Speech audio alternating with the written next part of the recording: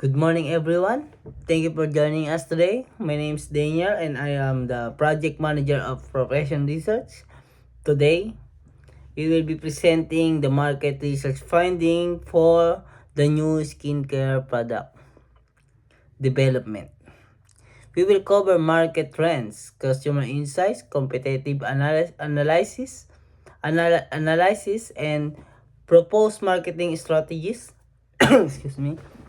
Before we begin, please take a moment to fill out the feedback survey forms. We have distributed. Your feedback is invaluable to us.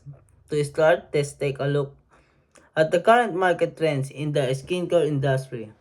The skincare market has been growing steadily with an increasing focus on natural and organic products.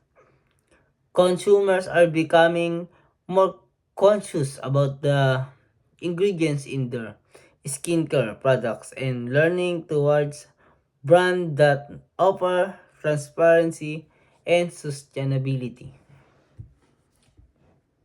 Thank you. We are now open to any question you may have regarding the presentation. We appreciate your time and look forward to your feedback. Good morning, everyone. Thank you for joining us today. My name is Dania, and I am the project manager at Professional Research. We are excited to share with you the concept for our new skincare product and gather your valuable feedback and ideas.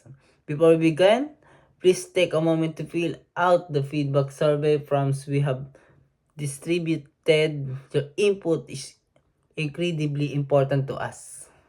Let's start with the new product concepts. Our new skincare products is a multifunctional cream designed to address various skin concerns such as dryness, aging, and dullness.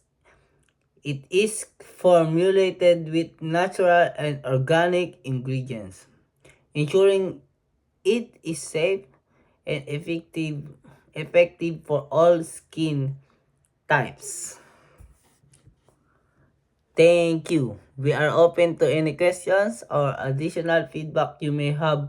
We appreciate your time and look forward to hearing your thoughts.